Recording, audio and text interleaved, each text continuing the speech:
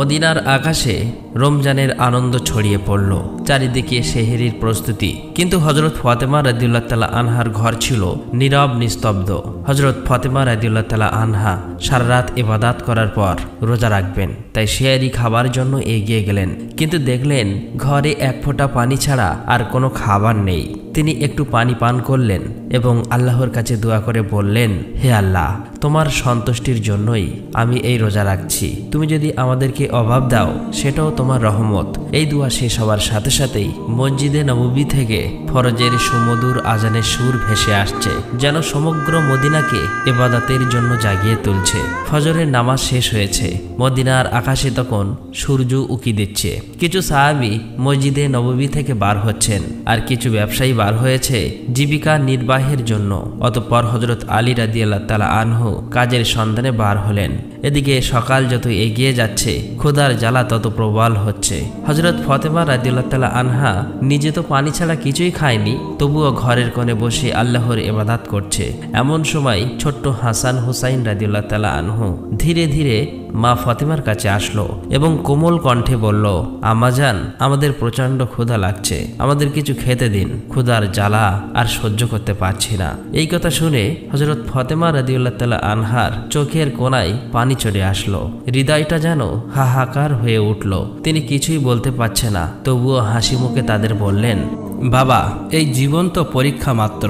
বাবা, একটু অপেক্ষা করো, ইনশাল্লাহ তোমার আব্বাজান কিছু খাবার নিয়ে আসবেন। এটা শুনে শিশু হাসান এবং হুসাইন রাদিয়াল্লাহু তাআলা আনহু আনন্দিত হয়ে সেখান থেকে চলে গেলেন। কিন্তু তিনি নিজেও ইফতারের অপেক্ষায় আছে। তার নিজের প্রচণ্ড ক্ষুধা লাগছে, মাথাটা হালকা ঝিমঝিম করছে।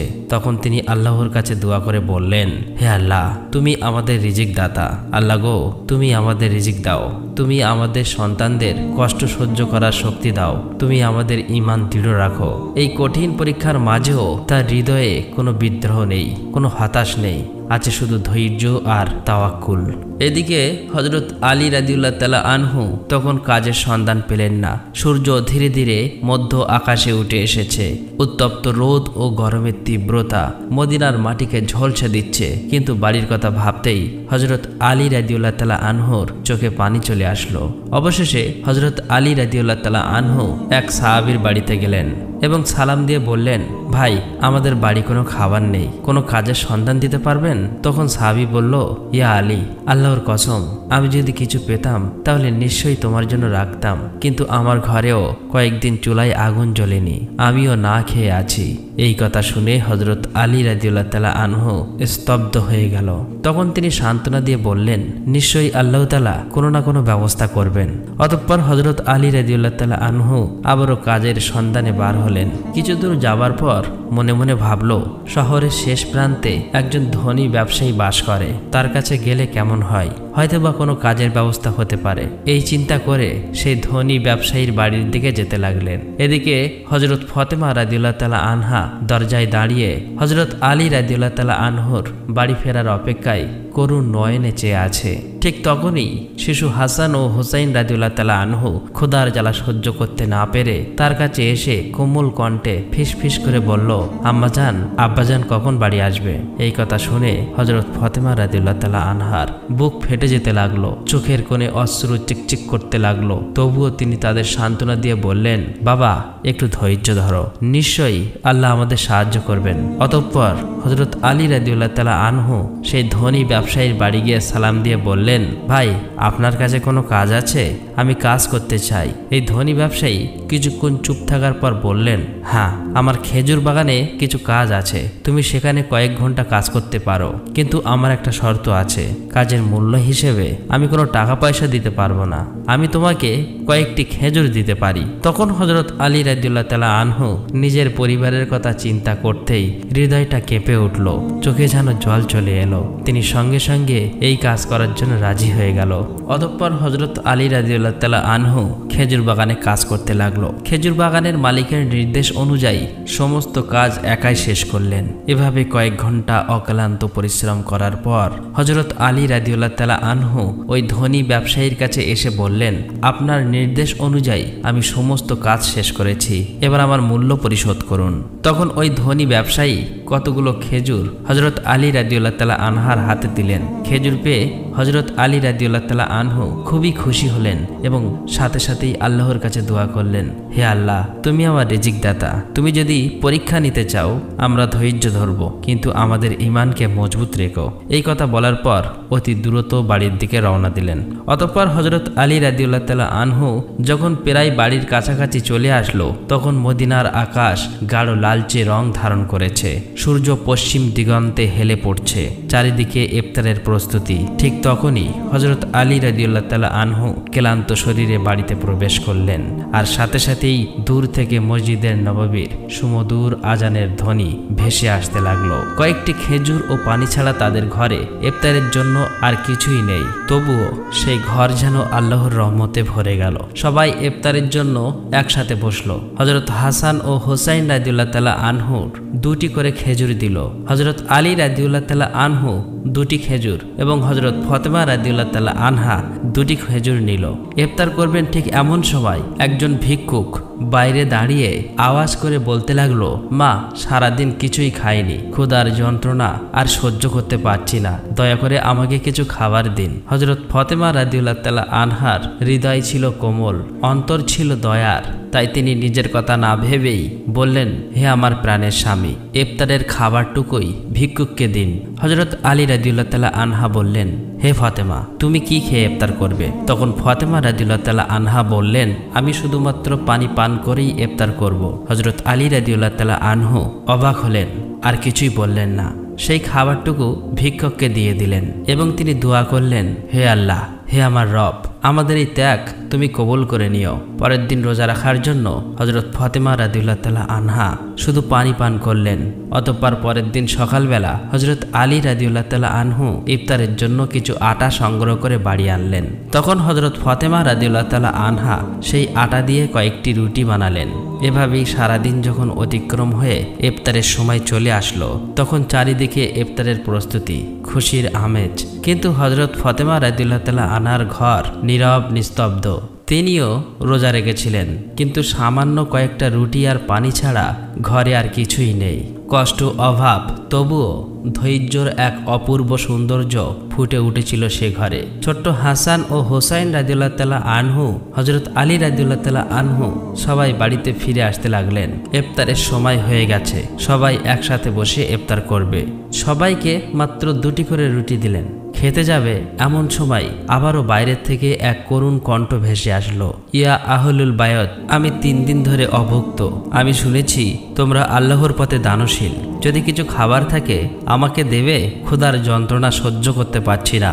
হযরত ফাতেমা রাদিয়াল্লাহু তাআলা আনহা ছিলেন অত্যন্ত দানশীল, তাই তিনি হযরত আলী রাদিয়াল্লাহু তাআলা আনহুকে বললেন, হে আমার প্রিয় স্বামী, এই ভিক্ষুককে রুটিগুলো দান করে আসুন। তিনি বললেন, হে ফাতেমা, তুমি খাবে না? হযরত ফাতেমা রাদিয়াল্লাহু তাআলা আনহা বললেন, আমার যদি ক্ষুধা লাগে তবে সেও তো ক্ষুধার কষ্টে কাতরাচ্ছে। আমরা তো দুনিয়ার সুখের জন্য সৃষ্টি হয়নি, আমাদের তো আল্লাহর সন্তুষ্টি অর্জন করাই একমাত্র উদ্দেশ্য। তখন হযরত আলী রাদিয়াল্লাহু তাআলা আনহু দেখলেন মা ফাতেমার হাতে শুধুমাত্র পানি ছাড়া আর কিছুই নেই। তিনি সেই ভিক্ষুককে রুটিগুলো দিয়ে আসলেন। মনে মনে বলতে লাগলেন, হে ফাতেমা, তুমি কি জানো তুমি কেমন পরীক্ষা দিচ্ছ?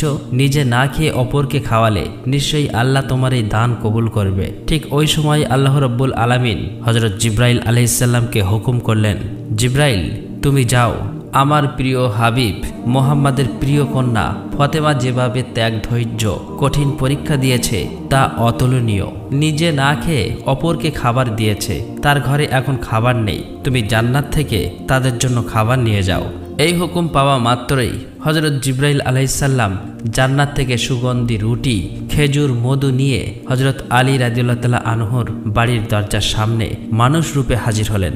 তখন হযরত ফাতেমা রাদিয়াল্লাহু তাআলা আনহু শুধুমাত্র পানি পান করে আবার আল্লাহর ইবাদতে মগ্ন ছিলেন। ঘরের বাইরে থেকে আবার এক আওয়াজ ভেসে আসলো, হে আহলুল বায়ত। এই কণ্ঠ শুনে হযরত আলী চমকে উঠলেন। তখন হযরত আলী রাদিয়াল্লাহু তাআলা আনহু ঘরের বাইরে বার হয়ে দেখলেন একজন সুপুরুষ হাতে একটি পাত্র নিয়ে দাঁড়িয়ে আছে। তিনি জিজ্ঞেস করলেন, আপনি কে? অপর দিক থেকে উত্তর এলো, আমি আল্লাহর পক্ষ থেকে প্রেরিত একজন দাস। তোমরা যেভাবে তোমাদের ক্ষুধা সহ্য করে অন্যের মুখে খাবার তুলে দিয়েছ, আল্লাহ তোমাদের জন্য জান্নাতের রিজিক পাঠিয়েছেন। এই কথা শোনা মাত্রই হযরত আলী রাদিয়াল্লাহু তাআলা আনহুর অন্তর কেঁপে উঠল, তার চোখে জল ভরে গেল। অতঃপর জিবরাইল আলাইহিস সালাম খাবারগুলি দিয়ে সেখান থেকে বিদায় নিলেন। তখন হযরত আলী রাদিয়াল্লাহু তাআলা আনহু খাবারগুলি নিয়ে ঘরে প্রবেশ করলেন এবং বললেন, হে ফাতিমা, দেখো দেখো দেখো, আমাদের রব কত মহান, আমাদের জন্য জান্নাত থেকে রিজিক পাঠিয়েছেন। এই কথা শুনে হযরত ফাতিমা রাদিয়াল্লাহু তাআলা আনহা ধীরে ধীরে সেখানে এলেন। এগুলি দেখে বিস্ময় হতবাক হয়ে গেলেন। এক মধুময় নয়নে ওই পাত্রের দিকে তাকিয়ে রইল আর মনে মনে ভাবতে লাগলেন, হে আল্লাহ, তুমি কতই না মহান। তিনি বুঝতে পারলেন এটি কোনো সাধারণ খাবার নয়। এত সুগন্ধি রুটি, মধু, খেজুর, এ তো জান্নাতের খাবার। এদিকে শিশু হাসান এবং হোসাইন রাদিয়াল্লাহু তাআলা আনহু সেখানে এসে বললেন, আম্মাজান, এই খাবারগুলো কাদের এবং কোথা থেকে এসেছে? তখন হযরত ফাতিমা রাদিয়াল্লাহু তাআলা আনহা তাদেরকে বললেন, বাবা, খাবারগুলো আমাদের মহান আল্লাহ রাব্বুল আলামিন আমাদের জন্য জান্নাত থেকে খাবার পাঠিয়েছেন। হযরত হাসান এবং হোসাইন রাদিয়াল্লাহু তাআলা আনহু বললেন, আম্মাজান, এটা কি সত্যি? তিনি বললেন, বাবা, এটা সত্যি, এটি আল্লাহর রহমত। সেই সময় হযরত ফাতিমা রাদিয়াল্লাহু তাআলা আনহার চোখে জল টলমল করছিল। তখন তারা সবাই আল্লাহর শুকরিয়া আদায় করলেন। খাবার মুখে দেওয়ার পরই তাদের চোখ থেকে অশ্রু ঝরে পড়ল। এই খাবার ছিল আল্লাহর ভালোবাসার প্রমাণ। অতঃপর পরের দিন সকাল থেকেই সমগ্র মদিনার অলিতে গলিতে এই খবর প্রকাশ হয়ে গেল যে হযরত ফাতিমা রাদিয়াল্লাহু তাআলা আনহার ঘরে আল্লাহর পক্ষ থেকে জান্নাত থেকে খাবার এসেছে। এমনকি স্বয়ং রাসূল সাল্লাল্লাহু আলাইহি ওয়াসাল্লামও জানতে পারলেন। এই খবরটি পেয়ে অনেকেই অবাক হলেন, অনেকে আনন্দিত হলেন, আবার অনেকের ঈমান আরো মজবুত হলো। কিন্তু অন্যদিকে অনেক মুনাফিক যারা সন্দেহপ্রবণ ছিল, তাদের এই কথাটি কোনো মতেই বিশ্বাস হচ্ছিল না। তাদের মধ্য থেকে একদল লোকের কাছে গিয়ে বলল, তোমরা কি সত্যি বিশ্বাস করো যে জান্নাত থেকে খাবার আসতে পারে? তখন ওই লোকগুলো বলল, আল্লাহ তাআলা চাইলে সবকিছুই সম্ভব, কিন্তু শুধুমাত্র ফাতিমার জন্য কেন জান্নাত থেকে খাবার আসবে? এইসব সন্দেহপ্রবণ কথা ধীরে ধীরে মদিনার অলিতে গলিতে ছড়িয়ে পড়ল।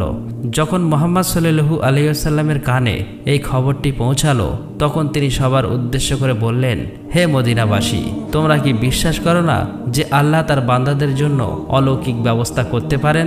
যদি আল্লাহ মেরাজের রাতে আমাকে জান্নাতে নিয়ে যেতে পারেন, তবে তিনি কি আমার কন্যার জন্য জান্নাতের খাবার পাঠাতে পারেন না? আমার কন্যা ফাতেমা জান্নাতের নারীদের সর্দারিনী। আল্লাহ তাকে যে মর্যাদা দিয়েছেন তা অতুলনীয়। এই ঘটনা সেই মর্যাদার একটি নিদর্শন।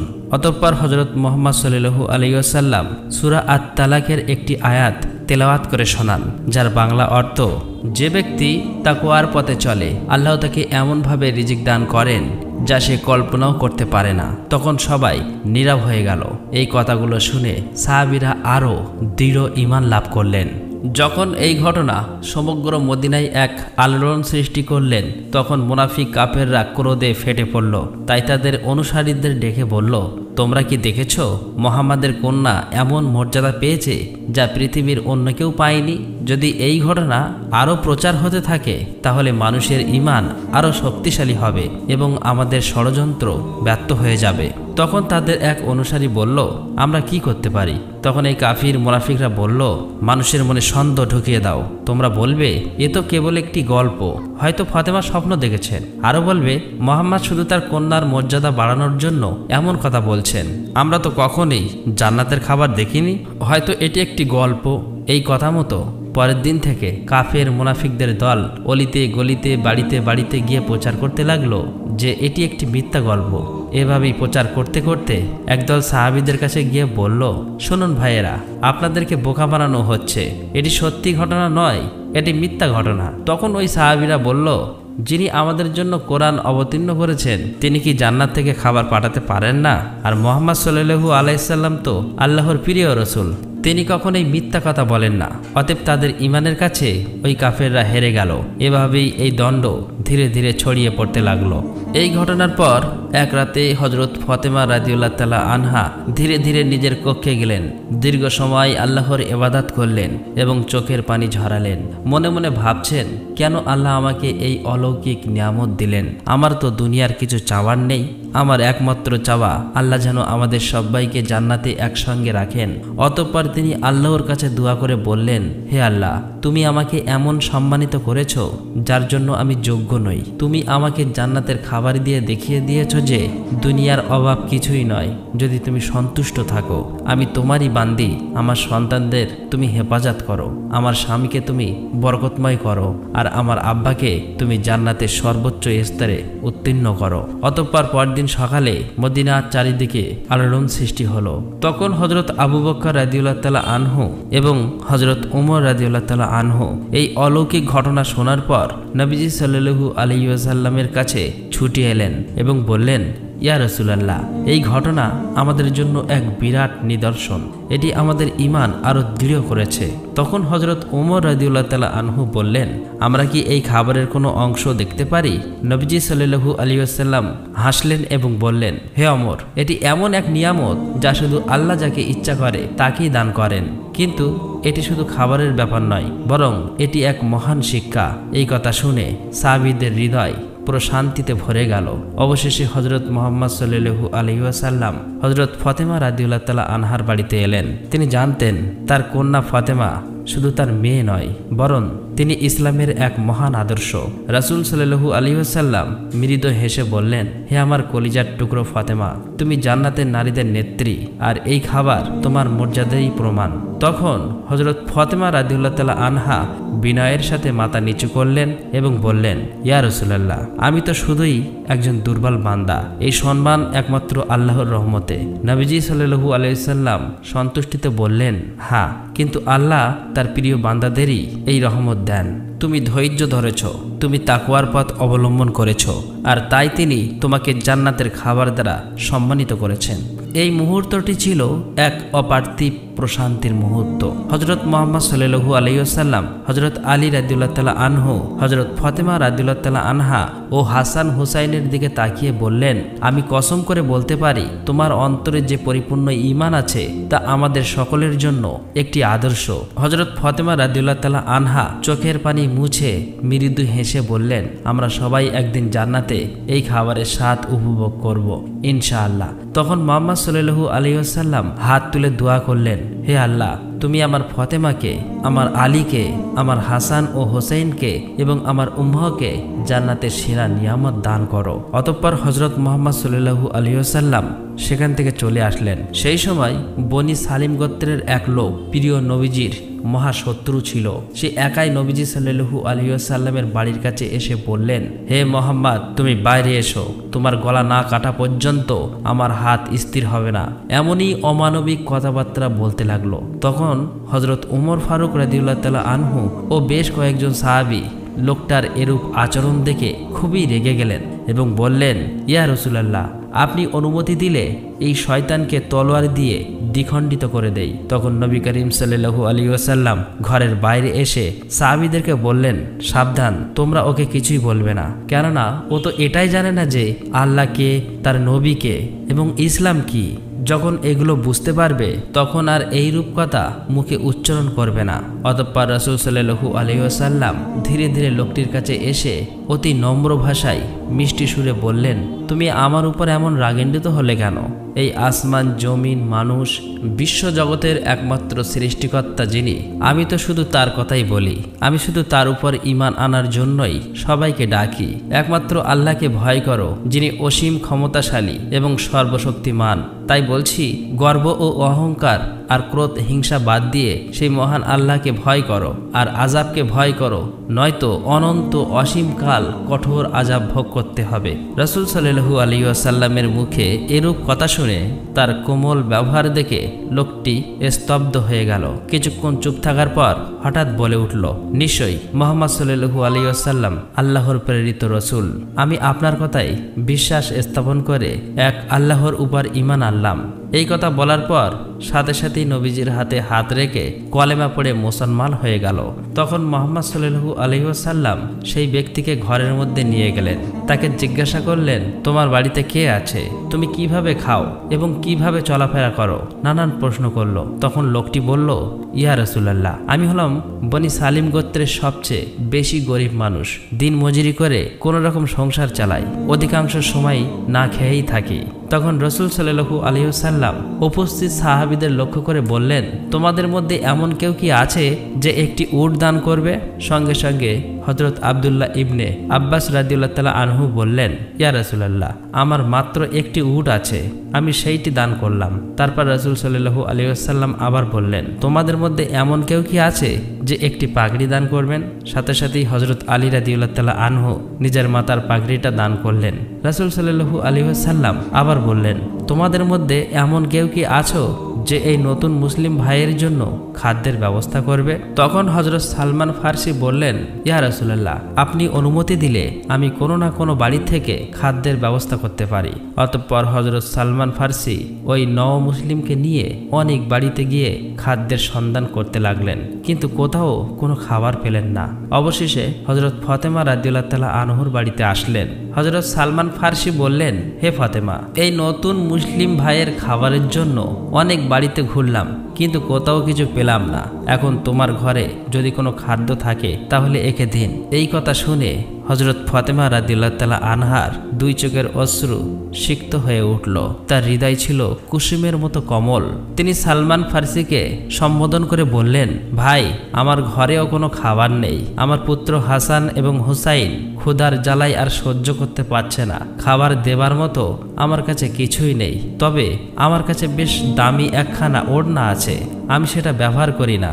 আপনি সেই ওড়নাটা নিয়ে ইহুদিদের বাড়ি যান এবং সেখান থেকে এই ওড়নাটা বিক্রি করে তার মূল্য দিয়ে কিছু আটা কিনে আমার এই নও মুসলিম ভাইয়ের জন্য খাদ্যের ব্যবস্থা করুন।